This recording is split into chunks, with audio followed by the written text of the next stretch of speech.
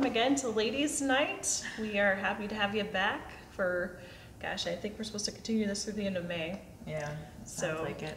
I don't know, 2 more after this maybe? Is that right? That's crazy. Anyway. You've been tuning in for a long time. We thank you for always joining us and everything. A shout out to moms, because I totally forgot it was Mother's Day last week. So shout out to all you moms. Thank you for all the hard work you do and everything you do for us. Yeah. And today we are going to talk about social media, and especially how we end up comparing ourselves so much on social media. So let's see, I'm the old one in this group. I do like Facebook and very limited Instagram. So I'm not a huge, and I know about Snapchat. I have snapped, but I don't get it. I have snapped. It goes away too fast. I can't go back and see it. So That's okay. Do you TikTok? I have heard of TikTok. Got dance? All the kids know. So that's my somewhat limited, I don't know how many platforms there are. There's so many There are a platforms. lot. I have a Twitter account, never posted anything on Twitter. It's the main way my husband gets his news. Twitter. If you can say in 120 characters it's worth his time, then he might click on your link. So I don't know about you two, what kind of social media experience you have, but I wouldn't say I'm the most tech savvy social media person, but my sister is, so that right. in return I have to be pretty with it. So you can So respond to I her have or- an Instagram, I have a Facebook, I have a TikTok. I don't make videos, I just watch other people's videos. Mainly videos of dogs. Because dogs are by far the most hilarious thing on TikTok. I don't learn the dances because I deal with middle schoolers, so I don't want to be one of them. And Nate has a Twitter. I like Instagram more than Facebook because it's just images. It's not like, please buy this, please support It's a me. lot faster to get through. It's a lot faster. Yeah. Yeah. Yeah, I'm kind of like you, Jessica. I have Instagram, I have Facebook, I have a Twitter account, but I never post anything. Like that was because we went to some teacher work teachers day and they were love like, to tweet "Hey, about you things." should get a Twitter because all these different people that are educators have Twitters, and so you can follow them." And so I started one. Right. I never get on my Twitter, so then like I go to my email and they're like, "Oh, this Twitter, and I'm like, I'm just gonna delete all these emails. So really, I'm just getting spam from Twitter. Plugging up I would like to share though, I have been tweeted about by Donalyn Miller, the book whisperer. No. Cool. So Twitter, they are on Twitter. I was on Twitter for 5 seconds so she could tag me in it. And then I left. Because I was like, I don't understand what I'm supposed to do here anymore. But thanks, Donalyn Miller. I just screenshotted it and saved it forever. So that's my Twitter. I did have one, but it was a teaching conference. Like, hashtag EdChats, hashtag Tech Ed, hashtag this. And I'm like, hashtag no one's helping me. I don't get the whole hashtag thing either. I don't understand why. Is that just I mean, slang now? Like you just put hashtags in everything? Yeah, well, it Basically. helps you summarize what you're talking about. It's a Yeah. great summarizing tool. So, but it also, like, if you like hashtag blessed, you can click on anything that's ever said hashtag Yes. blessed, And and then you see what is everyone's all blessed. blessings. Yeah. Yes. That's So what I kind of thought. But that's how influencers get big though, because they use a certain Right. hashtag, and then you can now follow hashtags. So like, I can follow I teach reading, and every time someone posts something puts hashtag I teach reading, I get a post like ding ding ding, they teach reading, you should do this. Which leads into our segue, I think, on the trap of social media. Trap. First, I guess, what are the benefits? Are there good things There about are good things. Oh yeah. You were talking about your mom not being able to be there to see like things. we had Silas's second birthday party this weekend. Great cupcakes. Yeah. Great cupcakes. And so because of all this social distancing, and also because my dad is planting and he doesn't want to leave the farm because the weather is nice and he has things to do. I mean, they couldn't come up, and so like sharing photos on Facebook just gives them a little tidbit of what we did for their party. Which, I mean, I could also send her pictures through my phone too, but I mean, it just, I guess, when it pops up on her Facebook page, then she's able to, I guess, catch a glimpse of it as she's stalking other people on Facebook. Mm-hmm. So there are good things. And I think friends throughout, we all talk about we're not from here. Yeah. So we have friends all over the place. So Right. it just allows, it's kind of like your Yeah. Christmas card, right? Yeah. Back when I Oh, was yeah, a kid, I would definitely. like wait for people's Christmas cards to see Yes, what people yeah. looked like. Yeah, to see what people looked like. And I always remember this. This is so crazy. But Amy Sievert, so Dan Sievert's wife, was my third grade teacher in Michigan. Small world. And she sent me a Christmas card I still get one to this day. And I remember just reading the note. And to me, who like couldn't see her anymore because they like moved to somewhere else, not as cool as Michigan, I could be like, and I know what Mrs. Sievert's doing with her day. Right. Like, and just like, but now you don't have to. You just Right. Go to Facebook. go to Right. Facebook, go to Instagram, follow hashtag Amy Sievert. You're there. Yeah, I totally agree. Things like, I just think you probably wouldn't be watching this if there was no Oh, yeah. Facebook, because so much of our stuff we post on Facebook, even if it goes on YouTube, Yeah. it links and it's easy to, Communications. for sure. communication, yeah, especially during this time, has been huge through social media. So yeah, I think there are benefits to it, but there also are a lot of traps. Oh, yeah. So many So- traps. Right. We are specifically going to talk about comparison, even though I will say one of the biggest traps I fall into is the time. I can waste Oh, 30 I know. minutes to an hour right away Yep. without even realizing it. And then I get mad at myself because there's a book I want to read, Right. and I've been reading everyone's posts for. Right. Yeah. Well, and I remember when Silas was born, I was talking to Sarah Glover, and she was like, "You get a lot of like reading done when you're nursing," and I was like, "No, I'm on Facebook." I was like, "What else?" Sorry, Mary, I scared you with my laughter, but I'm like, it's especially late at night, like if I don't, and if I'm wanting to keep myself awake so that I don't fall asleep sitting in the rocking chair with her, like I'll just grab my phone and I'll look on Facebook and see what people have posted, even though, you know, if it's 2 a.m., no one's posted anything for a few hours. So, Right. but Instagram is another one where I'd go on and just flip through pictures. But Pinterest. yeah, Pinterest. That's another form of social media that we didn't talk about. Oh, yes, yeah. I love Pinterest. Now Pinterest. that is a good time waste. Yeah. Pinterest, you can Lots be of on But ideas. I always tell my students, like, on the dark side of Pinterest, they're like, what? Like, well, you click on one and then you click on I something know. else, and all of a sudden you created a board for something you didn't even know you just go needed. down that rabbit hole. There's no going back. Oh Yes. man. But It's I still a love thing. Pinterest. I love it, but Yeah. kind of hate it too. Yeah. Yeah. Yeah, for sure. So definite time waster. Yes. And I think when it was, when was it? It was before all this madness started. And one of my English teachers at Norfolk Junior High, she did some type of experiment where she had her students track how many hours of screen time they did a week. And they were like, "Oh no, I don't spend that much time." And then they tracked it. And a week later, she asked them, "Okay, you've tracked it, right? How much time have you been on your phone?"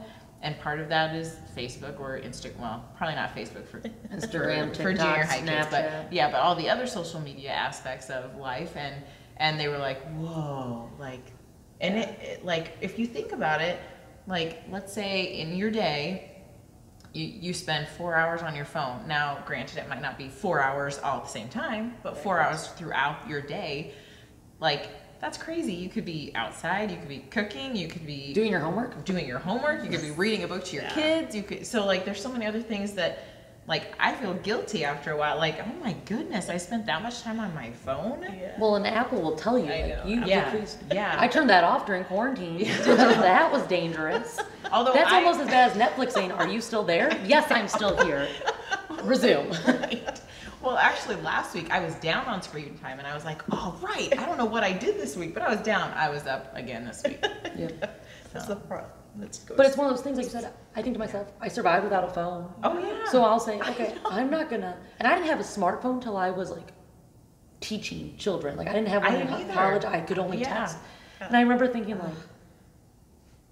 I shouldn't spend more than an hour, 2 hours on my phone. Right.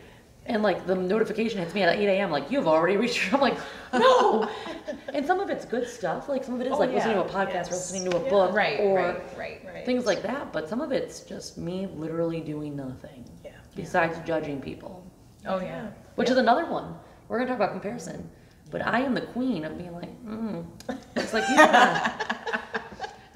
I'm gonna say this. I was driving with Sherry and Natasha and I think somebody else. I don't remember who else in the car at the point.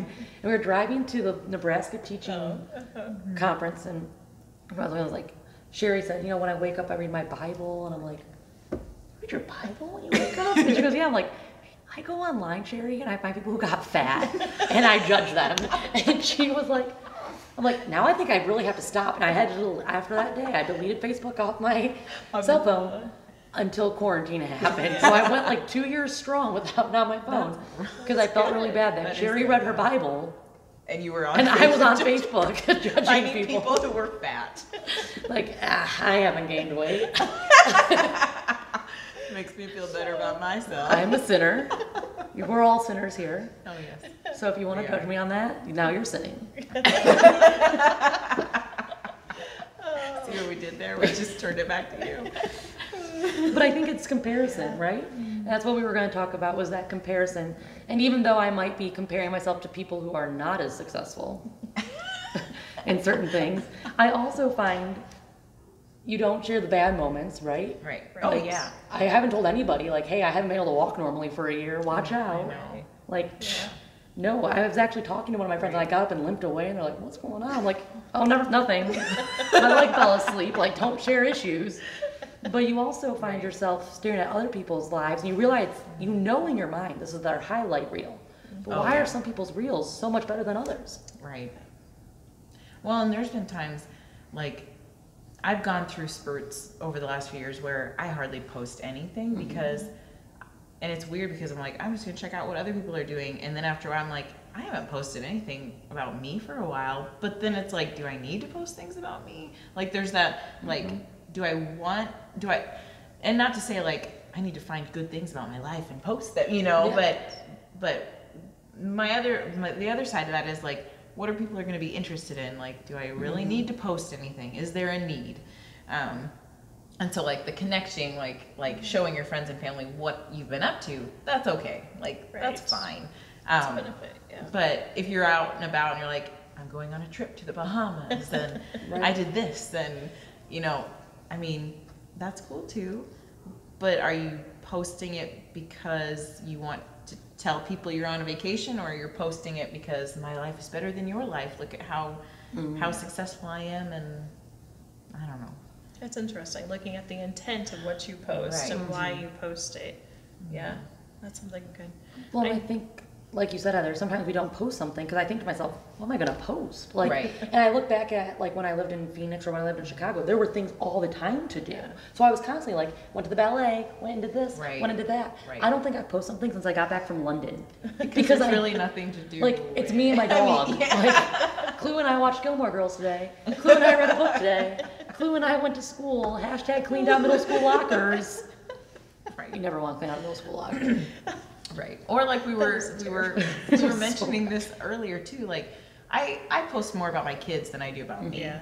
And so like someday are my kids going to look at me and be like, why were you posting all this stuff about me? I didn't want to be on your Facebook page. So it's like, okay, well, you were my life though. Like my life revolves around you. So, you know, but I have a lot of friends that have kids, and that's what they do. Like, they go to baseball games, so they'll post pictures of their kids at baseball. Or, you know, they have kids who are, you know, doing things with music, and they did something awesome at school. Like, that's okay. You can post those things about your kids, but there's always that question of, maybe I shouldn't, like, it's not my life I'm posting about, it's my kids' lives, and maybe someday they'll look back and be like, Mom, you're not cool to post that about me. Like, oh, I'm sure that'll be there exactly. You're so not cool to post that. It's kind of like when you look at a picture and go, why'd you let me wear that? Right. And my mom goes, that's what you wanted to wear. There's no way. This is what I wanted to wear. Or the hair. Like, why'd you let me go out of this house with the hair? Like, why? 2005 was just not a good fashion time. Like, I watch anything like, wow, that doesn't look good at all. Yeah. I agree. And you know, it's interesting when you say that. I find myself, I do post more about my family than I ever do about myself. But is that okay? Why am I posting it? Or why do I feel compelled to post about my kids' accomplishments? I don't tell you how rotten they've been. Right. Like, Not your kid. My kid did not go to bed until 11 o'clock last night. woe is me, you know? Yeah. And I'll admit, like, there are people that quote, quote, friends with that when they post the negative stuff, I'm like, oh, I don't want to hear about the negative stuff. Right. Yeah. So, but is that fair? I mean, Yeah. should we not give a more well-rounded view of our life? Right. Yeah.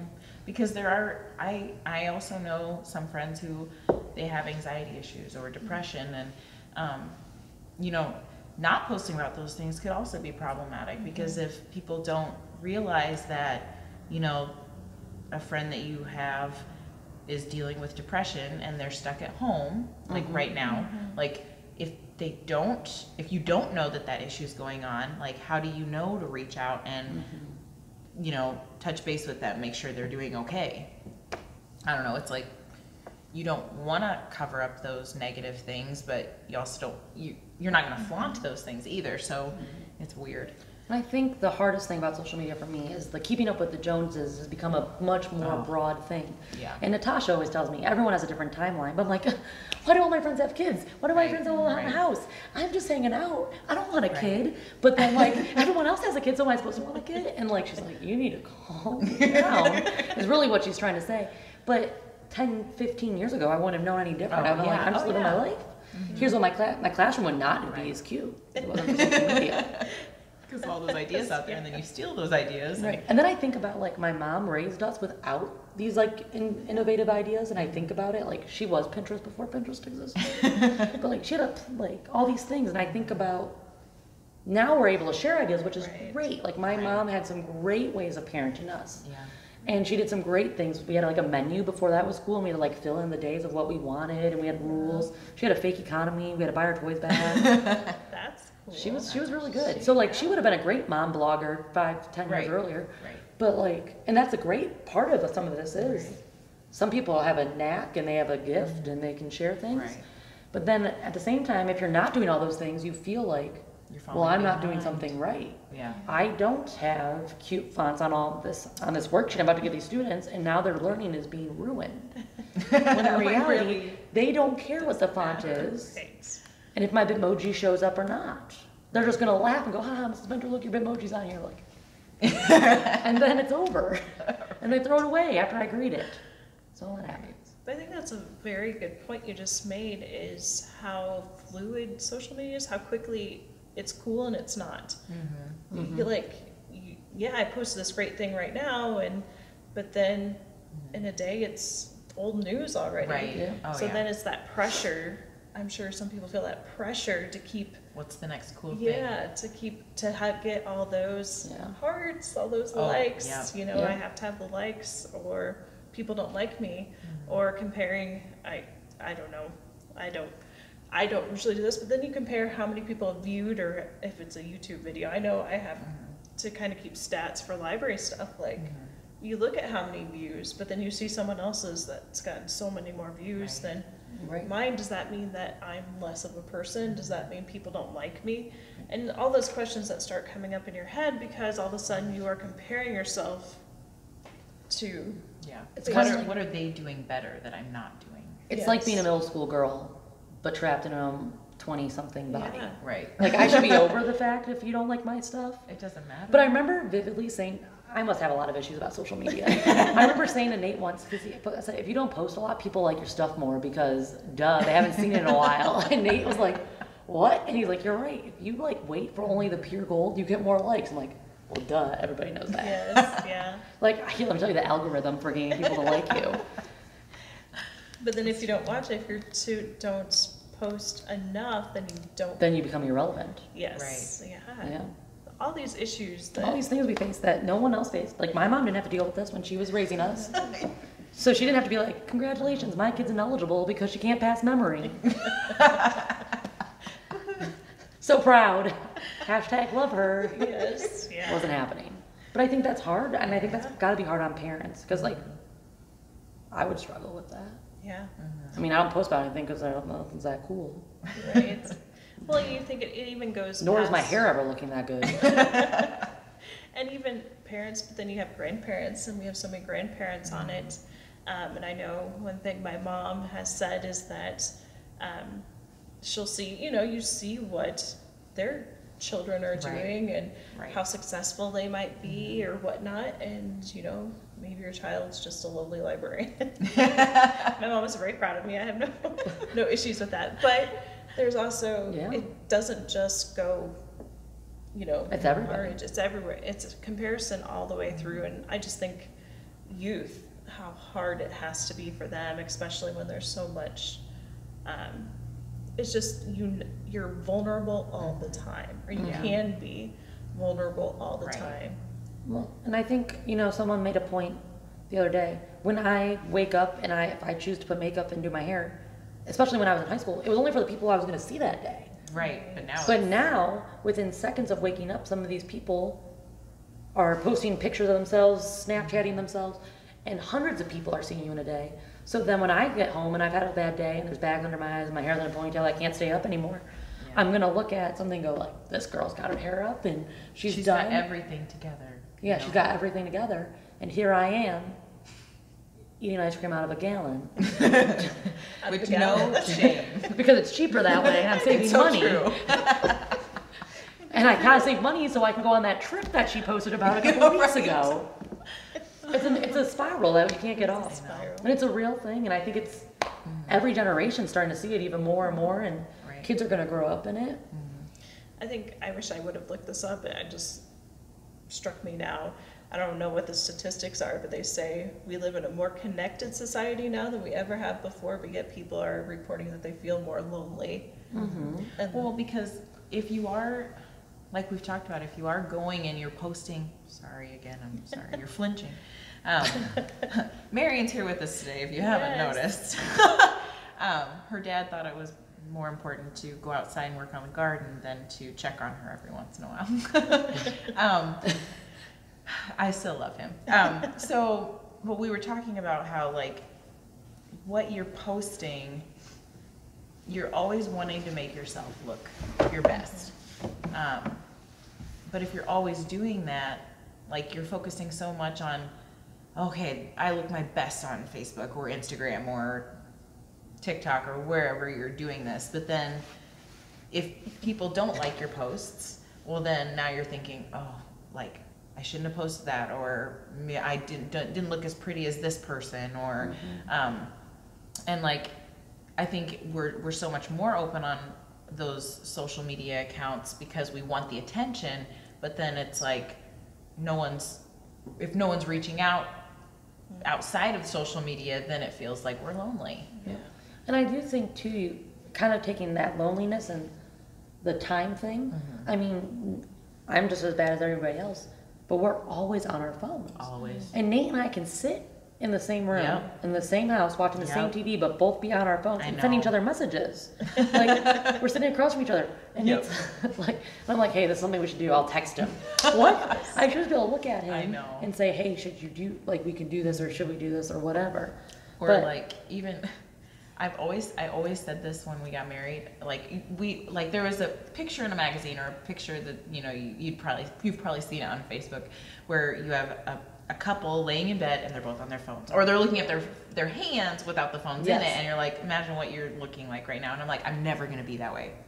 Okay, well, I eat my words, because we do that. Like, we get ready for bed, we put the kids to bed, we turn on Friends on our TV just for background noise, even not even watching it anymore, and we'll lay in our beds and we will be on our phones. And I hate that. Like I've said, I'm gonna change, I'm gonna, you know, and it's like a habit now that I've gotten into, and I just have to force myself to not do it. And I find I'm better depending on the situation. Like when I'm home with like all my family, like this June when I'm with I'll be able to put my phone down and be fine. But like, unless you both are committed to that, because like there'll be times I'll be like, look, I'm so much better. Look at that phone over there, and I'll like stare at Nate while he's on his phone. I should totally do that. That would freak. And after like 10 minutes, I'm like, are you gonna get off your phone? Because I'm like, I don't even know what to do. Boredom is like not a thing. Well, I think that's a huge boredom. Boredom, like we're scared to be bored anymore. We're scared to not have something to fill our time, and so I know for me it's like, or even like if I'm waiting in line at Starbucks opened up this weekend, just in case anybody didn't know that. What? It was the best Mother's Day surprise ever, is that Starbucks is open now. Oh my gosh, in Natasha and I are Norfolk. so going. I'm But you calling can't her. stand next to each other. You have to keep. Well, they're very yeah. adamant about keeping your 6 foot distance. But People that's aren't gonna all right. like that. Be like, Natasha, what are you ordering? It's 6 foot. Oh. Thankfully, isn't too far once you Right. figure it out. Yeah, But yeah, there'll be lines. Okay. yes. But anyway, so at Starbucks, and I could talk to the person in front of me, or I could be on my phone. But what do I do if my phone's almost dead? I feel so awkward when I don't Oh, have yeah. something to do. I feel like I'm staring at the person in front of me, Right. and that seems weird. So it's just funny how. Well, like I said, we're even watching TV. Like Right. that's something that should be entertaining me at this Right. point. And it's, yeah. And there's very few, like even like Survivor. Like you don't have to. Like I don't care what you're talking about. I'm gonna do this. Yeah. And then I'll look up, but I'll like catch Nate and I'll see. Did you see that? Like you have to ask somebody Yeah, who's I watching know. TV. Did you Right. see that? That's a Right. problem. I think it's also just like a multitasking thing. Like we're so used to like, oh, we can do this many things all at once. Like, and that's why students at school, they're like, I can have my phone out and be doing stuff while you're teaching. Like I can listen and be on my phone. And as the teacher, like I see that as disrespectful because you're not giving me your attention. But I mean, in their heads, they're thinking, but I can multitask.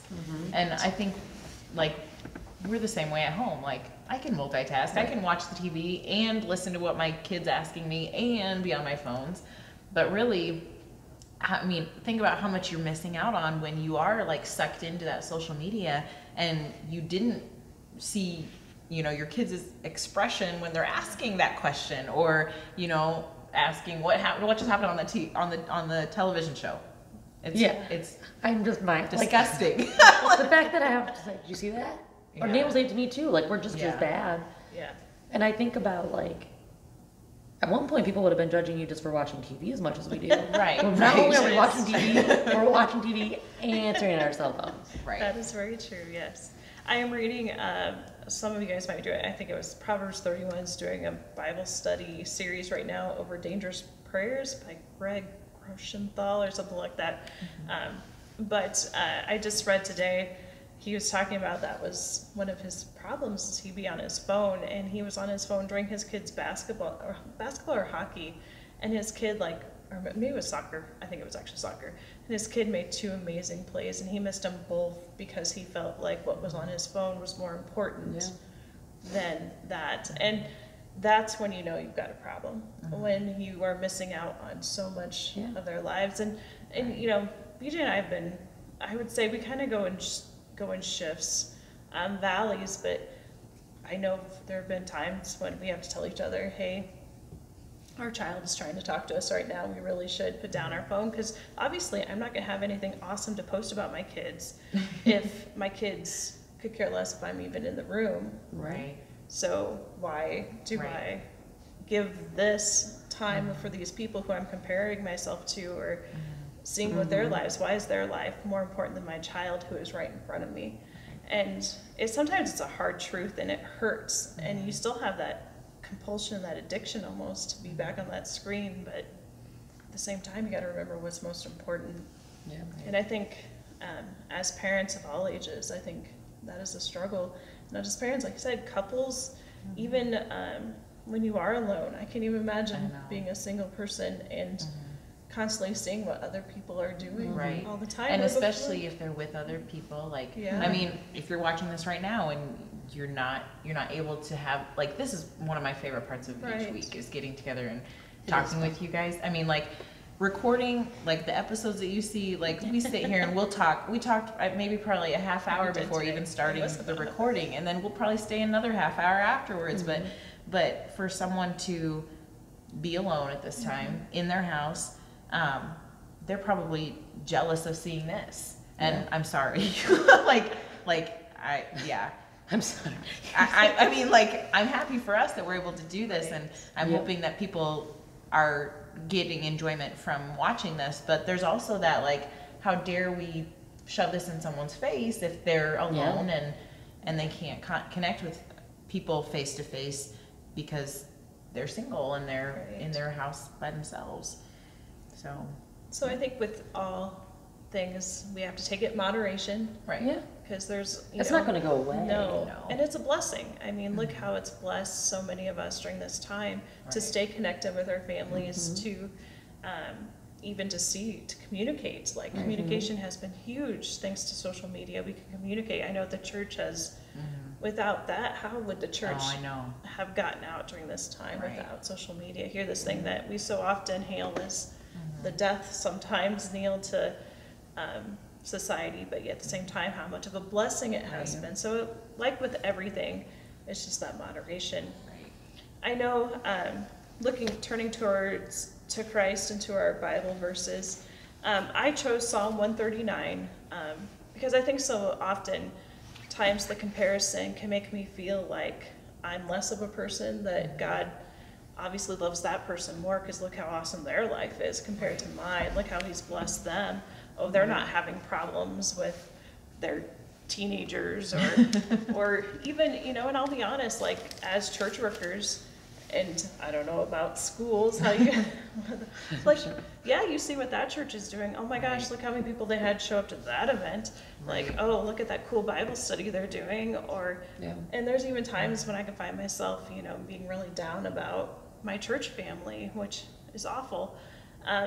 Or what my church family is liking, or Oh, yeah. and things like that. And there's just so many paths that Satan can really use it for his benefit instead of God using it for good. But so for me, what I love about Psalm 139, it's a Psalm of David, and it's so personal, and it's not a verse that's corporal, I guess you could say, like everyone. It is a very personal verse, and so I'm going to try to shorten this down a little bit.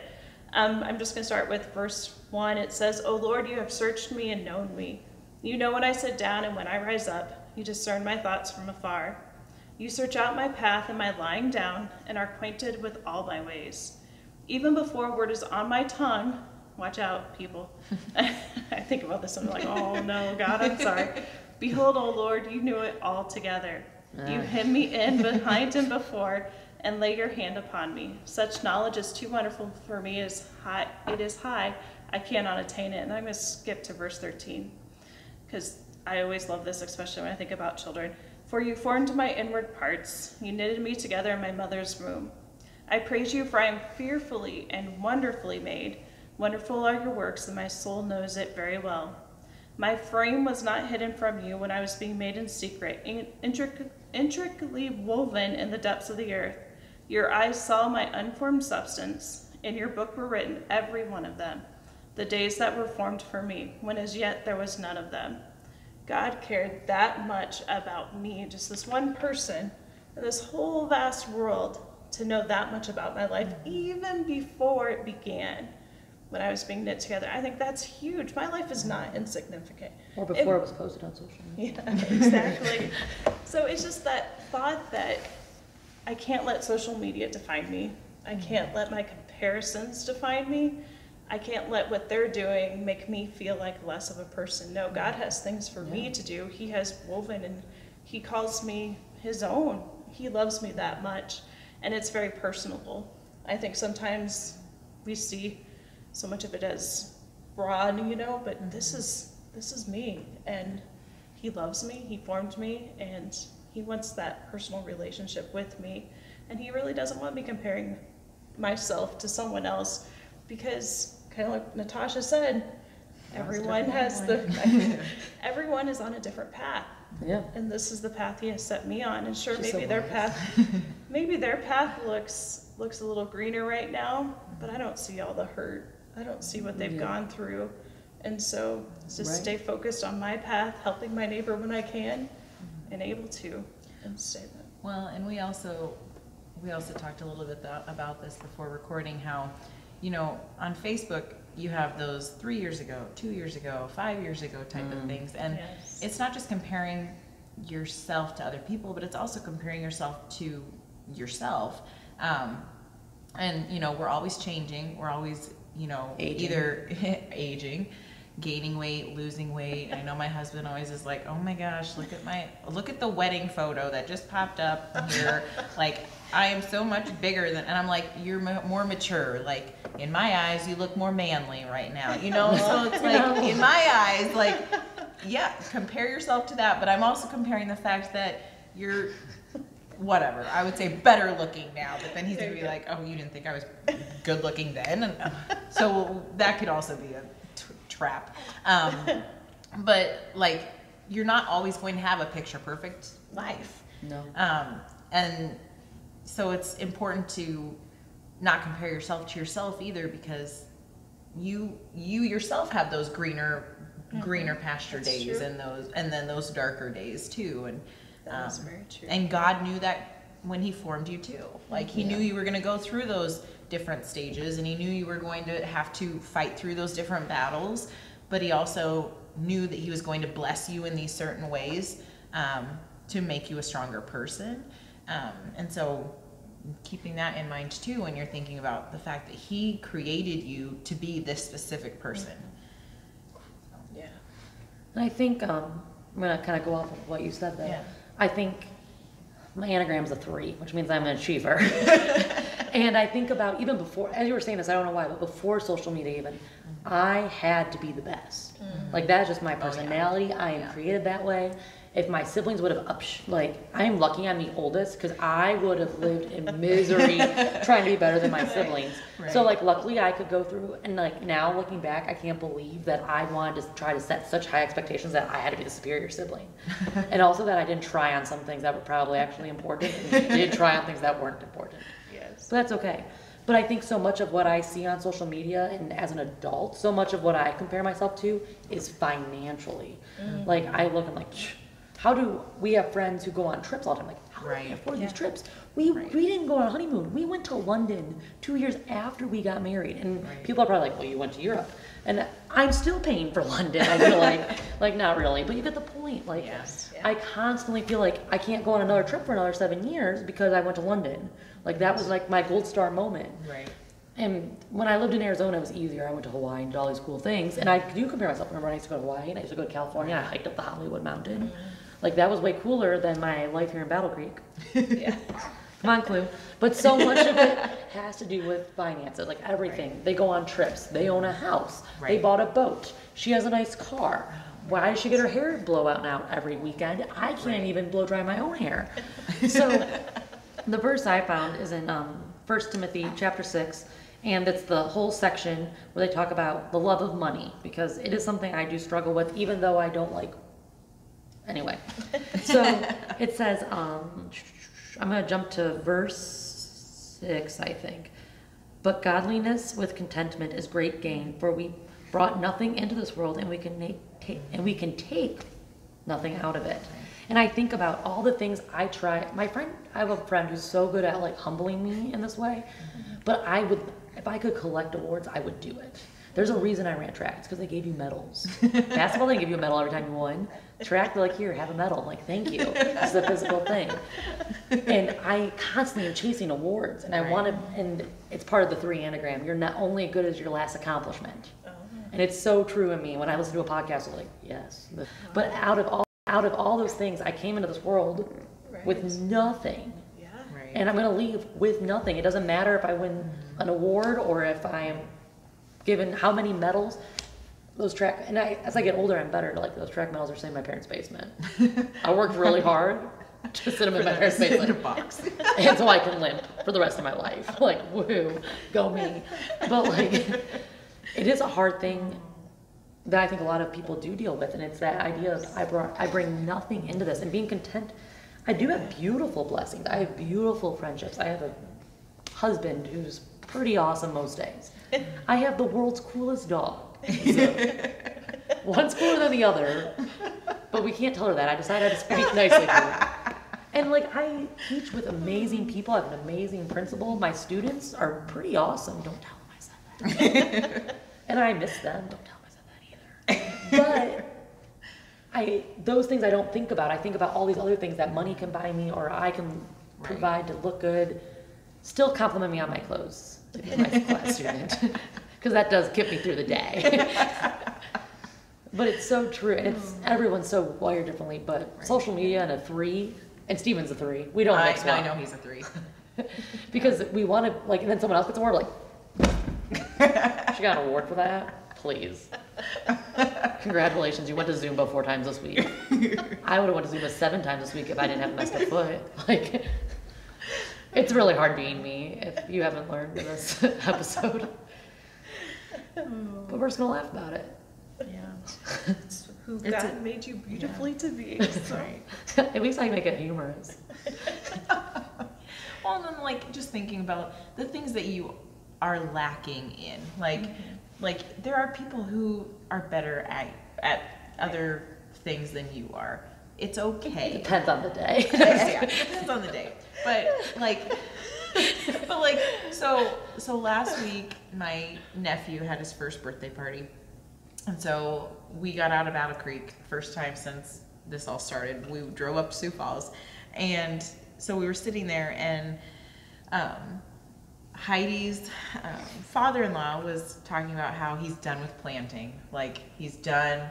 He doesn't have to worry about beans. He doesn't have to worry about corn. It's all in the ground. And so I was FaceTiming my dad at the time, and my dad's also a farmer, and he heard it, and he was like joking around with Darwin, and then like he was gone. Like I was like, "Where'd Dad go?" I was talking to To Mom. go Where'd put Dad? the corn in He the was out. He was out getting ready to go out for the out to the farms to plant some more because he's definitely not done. And so like I know my dad's comparing himself to that, but he doesn't have as big of a planter, and that's okay. Like so but. And then also like comparing my nephew's birthday party with Silas's birthday party. Like my sister, she is the Pinterest queen when it comes to parties, and so like she had all these cute little like sloth themed birthday party ideas that she had put up for Reese, and then Silas got an small Olaf cake, some Olaf cupcakes, and blue tablecloths. That's all I did because we weren't expecting a lot of people to come anyway. Right. And I was like, it's to the point where I just don't like. Why am I going to spend all the money for one little day? I did tell Silas. Well, I didn't tell Silas, but I did tell some of the other family members, like next year is going to be Silas's big birthday party because he's gotten gypped out of 2 birthday parties. Last year, everybody was up at Reese's because he had just been born, and so I was like, there's not going to be a lot of people at that birthday party either. But next year is going to be the big birthday party for Silas. The big 3. Yeah, the big 3. But it's like We're starting planning tonight. But there's that other comparison coming out there too, where I'm like, well, Heidi has all these cute pictures on Facebook of this birthday party, and I love them. And then, like I said, Silas had 3 little themed Olaf, party pictures that I don't know. It just looks lame compared to what Reese got. But going back to like my dad, he, like I said, doesn't have as big of a planter as Darwin does. But you know what? God only gives you what you need.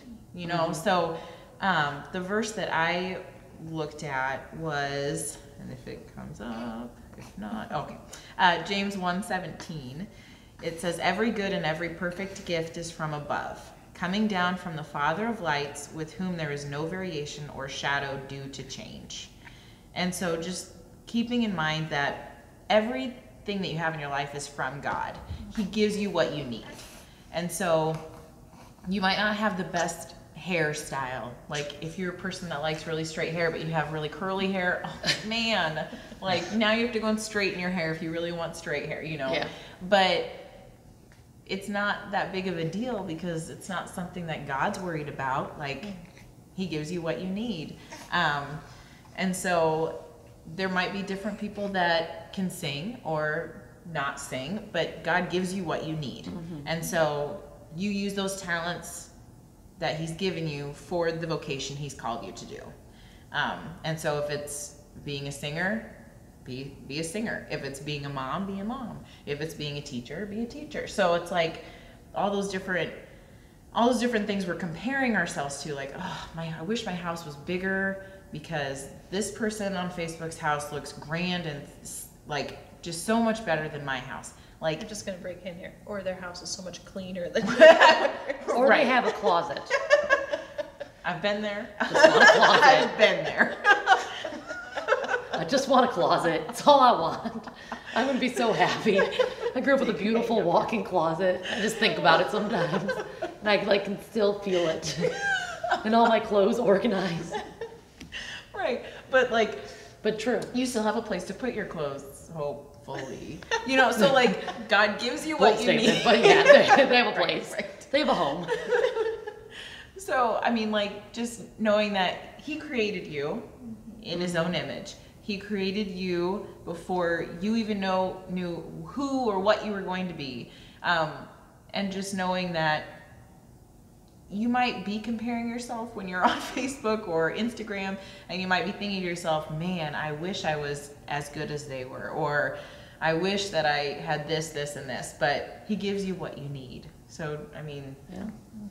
you just have to remember, you don't have, like, these are all worldly possessions.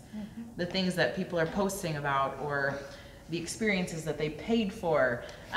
But knowing that someday we're going to get the best gift ever. We're going to be with God in heaven. You know, like, that's what we should be looking forward to, and what we should be pursuing, and thinking about how can we live godly lives so that we're not forcing others to be tempted into thinking they need the things that we have, or, you know, us thinking we need those other things that we don't have, that other people have. So, I think it's about being confident with who God made. oh yeah. That's a hard thing. And I see it as a middle school teacher. Oh. Like, confidence is like a All thing the time. that either kids, you just know which kids have it and which kids don't. Right. And sometimes it's almost too much confidence. Yeah. And sometimes it's like, you need to be proud of something that you've done. Right. in life.